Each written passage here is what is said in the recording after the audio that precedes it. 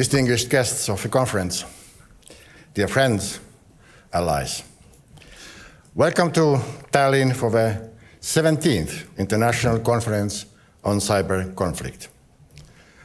Regrettably, wars and conflicts seem to be the new norm in the world, also in cyberspace.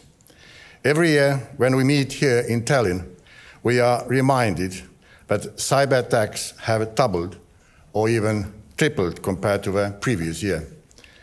This year is no different. 2024 saw a record level of deepfakes, voice cloning, spam phishing, and DDoS attacks. Unfortunately, cyber conflict does not stay only in cyberspace.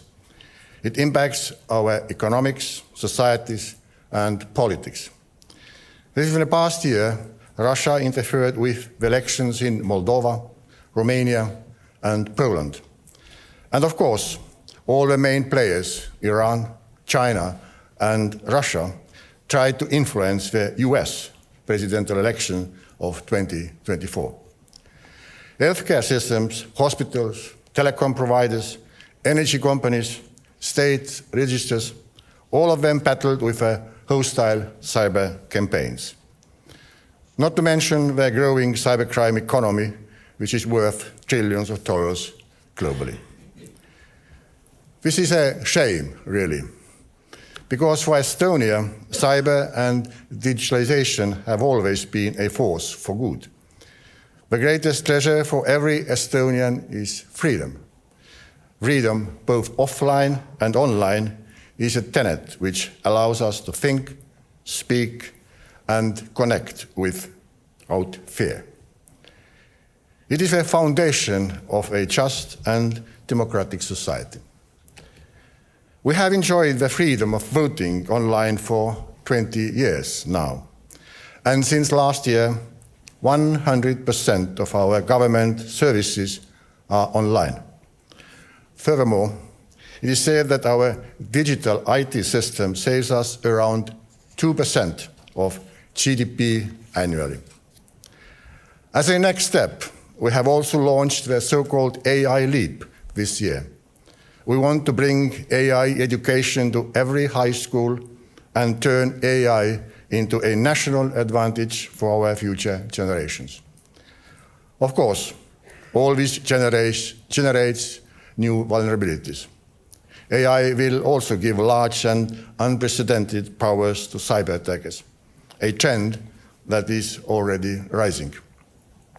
AI will make future cyber attacks even more challenging to detect and attribute. But I'm equally sure that AI can also provide new tools, powers, and opportunities for the defenders. AI can also mean defense and security. And despite obvious concerns, I am looking forward with interest to see how we can incorporate more AI into our cybersecurity and defense as well. Ladies and gentlemen, now that we are under more attack than ever, we should more than ever come together to defend ourselves. Despite some autocratic countries who strive towards digital authoritarianism, internet censorship, and sabotage capabilities, most of the world actually appreciates the same universal ideal of freedom and prosperity.